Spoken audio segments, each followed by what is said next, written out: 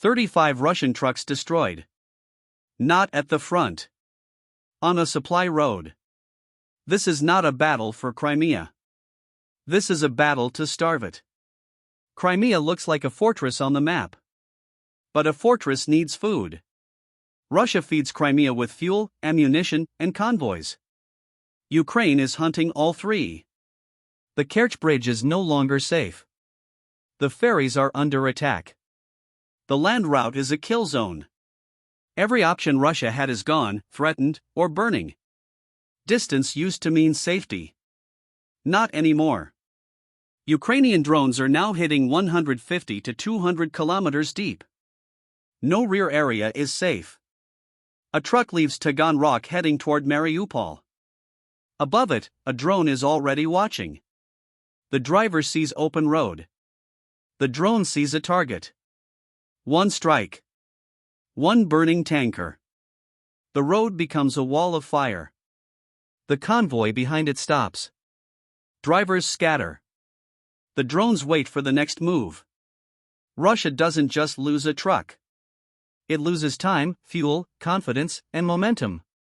Every delay on the road becomes a delay at the front. Ammunition arrives late. Guns fire less. Armor moves slower. The front line feels it before commanders admit it. A tank without fuel is just a parked shell. A launcher without missiles is just a target. A radar without spare parts is just a blind point in the sky. This is not destruction. This is suffocation. Crimea was never just a peninsula. After 2014, it became Russia's southern throne. From Crimea, Moscow could threaten Kherson, Zaporizhia, and the entire Black Sea. Aircraft operated from its airfields. Missiles launched from its coasts. Warships sailed from Sevastopol. Crimea gave Russia reach without starting every operation from Russian soil. But that reach has one fatal weakness. It sits at the end of a very long supply chain. Behind Crimea are the roads from Rostov, Taganrog, Mariupol, Berdyansk, and Melitopol. These are not just city names. These are the steps in a military pipeline. Fuel moves through them. Ammunition passes along them. Soldiers rotate through them. Break one link and the pressure travels down the entire chain. That is exactly what Ukraine is doing. One link at a time. Russia had 3 ways to keep Crimea alive. Ukraine is closing all 3. The first was the Kerch Bridge. Russia's proudest symbol of control over Crimea. Not just concrete and steel. It was speed, confidence, and the feeling of connection. As long as the bridge looked secure, Crimea felt like part of Russia. Then Ukraine started hitting it. Again and again. And again. The bridge does not have to fall into the sea to lose its power. It only has to become uncertain. And it already has. Every drone alert means traffic stops. Every inspection slows movement. Every closure creates waiting lines. Every delay ripples down the supply chain. A battery waits longer for shells. A repair team sits without parts. A unit changes its plans. The bridge still stands. But it no longer works with confidence. Russia needed a backup. It turned to the ferries across the Kerch Strait. When the bridge became risky, ferries gave commanders a second choice. Cargo moved. Troops rotated. The system breathed again. Then Ukraine struck the Slavon ferry. Then it hit the port of Kavkaz. The backup became a risk. The second door started closing. A ferry looks less important than a bridge. But it carries something more valuable than cargo. It carries flexibility. It carries options. It carries the comfort of a plan B. Once that option becomes dangerous, Russia loses the luxury of choice. No bridge confidence. No ferry safety. Everything now depends on the land. The land corridor was never supposed to be the main route. Now it is the only route. From Rostov through Taganrog, down through Mariupol, Berdyansk, Melitopol, into Crimea. Every kilometer of that road is now a hunting ground. Fuel tankers move along it. Cargo trucks carry ammunition and spare parts along it. Military convoys rotate troops along it. Ukraine watches all of it. This road network carries the entire weight of Russia's southern war machine. And Ukrainian drones have turned it into a moving kill zone. The danger begins before the first explosion. The drone finds the convoy and watches. It identifies the highest value target. Fuel tanker first. Fire spreads fear and blocks movement. Then the ammunition truck. Then the command vehicle. One FPV drone dives in. The lead vehicle explodes. The road changes in seconds. Smoke covers the lane. Drivers behind it brake hard. Vehicles scatter toward side roads. That movement creates new targets. The convoy breaks into pieces. Each piece must now choose between speed and safety. Move fast and risk driving into another drone. Stay still and become an easy target. There is no good option. That is exactly the point. Ukraine does not need to destroy every vehicle. It only needs to make every trip feel dangerous. One strike forces a delay. 2 hits change the schedule. 3 destroyed trucks change the whole route. Commanders start sending convoys at night. They split large loads into smaller groups. They request electronic warfare escorts for simple transport missions. Each decision protects one movement but slows the entire system. A road that needs special planning before every trip is no longer a rear route. It is a front line that happens to be far from the trenches. Russian drivers know it. Commanders know it. Moscow knows it. But knowing it and stopping it are two very different problems.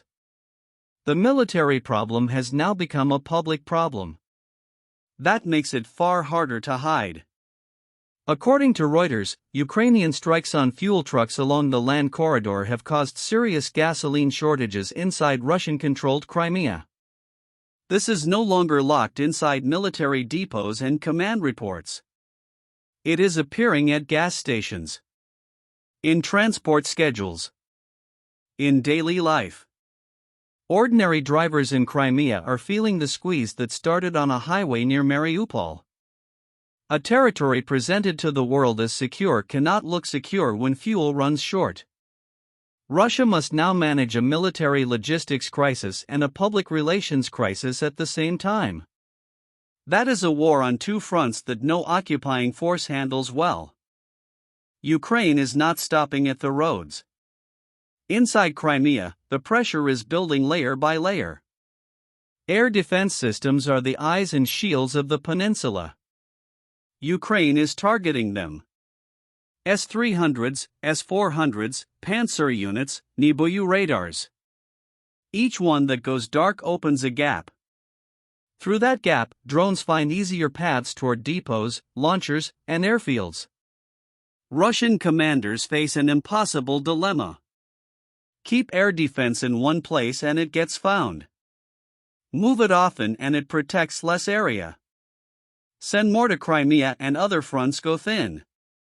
There is no arrangement that covers everything. Ukraine is making sure of that. Airfields are the next pressure point. Belbek and other military sites are now under threat. An aircraft is only useful if the base around it can function.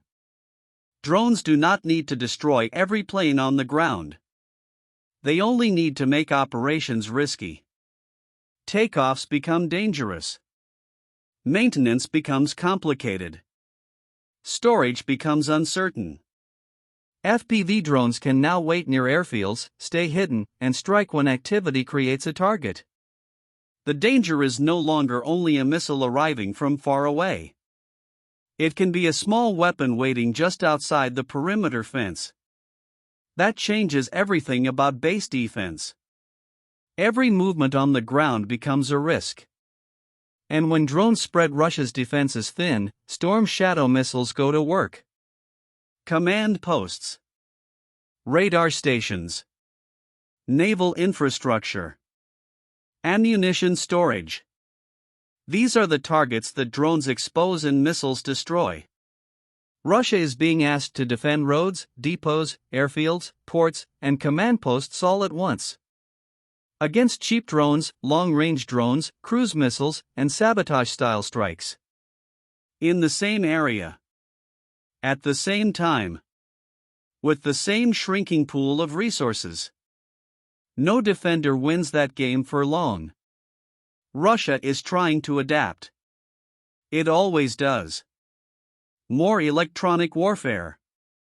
Shorter convoys. Night travel. Decoy trucks. Camouflage cover. These steps reduce some risk. But they also slow the entire system. More protection means more equipment tied to roads and away from the front. Smaller convoys mean less cargo per movement. More trips needed. More exposure. Night travel helps against cameras. Thermal optics still find heat signatures in the dark. Every countermeasure creates a new cost. Russia is paying that cost across the entire south.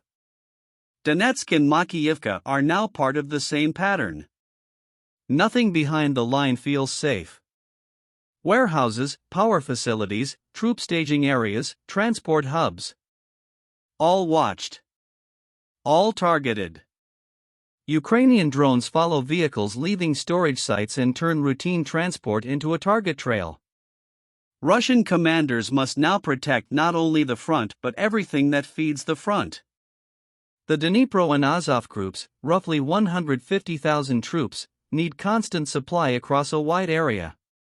When the logistics network behind them becomes unstable, 480 kilometers of front can feel it. This collapse does not happen in one loud moment.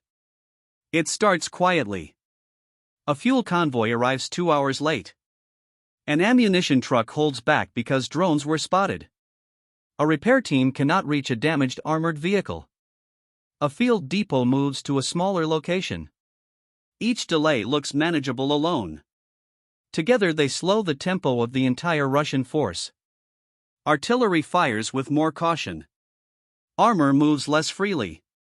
Damaged machines stay broken longer. The front line may hold.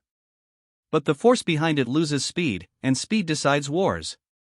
This is where drone warfare becomes a fight against rhythm. Ukraine does not need to stop every convoy. It only needs to make the next one harder than the last. That pressure compounds. One difficult trip becomes 2. 2 become 10. 10 become normal. Normal becomes a system that cannot move at the speed war demands. Russia is losing the rhythm of supply. And without rhythm, a military machine grinds down. So what is Ukraine actually building toward? This is not a traditional assault on Crimea. No infantry columns. No amphibious landing. It is something more patient, more methodical, and ultimately more dangerous. Ukraine is attacking the conditions that allow Russia to keep Crimea working as a military base. Every burning truck on the M14 is one less delivery to a Russian unit on the peninsula. Every radar that goes dark is one more gap in Crimea's defensive shield. Every delayed convoy is one more hour a Russian battery sits without ammunition. Every fuel shortage at a Crimean gas station is one more crack in the image of Russian control. Individually, each looks small. Together they are dismantling a fortress from the inside. Crimea may not fall in one dramatic battle. History rarely works that way. It may be weakened by 1,000 small cuts until the walls still stand but nothing inside works. The roads that feed it become too dangerous to trust. The radar net develops too many holes. The airfields become too risky to operate. The naval base becomes too exposed to use. The fortress still appears on the map. But on the ground it is slowly becoming an island. not cut off by water. Cut off by drones, missiles, and the relentless logic of attrition. The Kerch Bridge no longer carries the same confidence. The ferries are under constant threat. The M14 and the roads through Mariupol, Berdyansk, and Melitopol are watched day and night. Radar sites, air defense batteries, airfields, depots, and command posts are all under pressure. Crimea still appears under Russian control on the map. But control on a map is not the same as control in real war. The near future will not be one dramatic Ukrainian ground assault into Crimea. The more realistic scenario is a steady, daily, relentless squeeze. More drones over the roads. More pressure on airfields and naval infrastructure. More gaps in the radar net. More delays in the supply chain. More cracks in the public story. Russia will adapt. Ukraine will adapt to Russia's adaptation. The pressure will continue. The question was never whether one burning fuel tanker could decide the fate of Crimea. The question is whether hundreds of small cuts can turn Russia's fortress into an isolated base. The answer, based on everything happening right now, is yes. Slowly. Quietly. Dangerously. Crimea is not falling. But it is being starved. And a fortress that cannot eat cannot fight forever. What comes next? Will Ukraine intensify strikes on the M14 or shift pressure toward airfields and command posts inside Crimea? Drop your take in the comments. Like and share this video.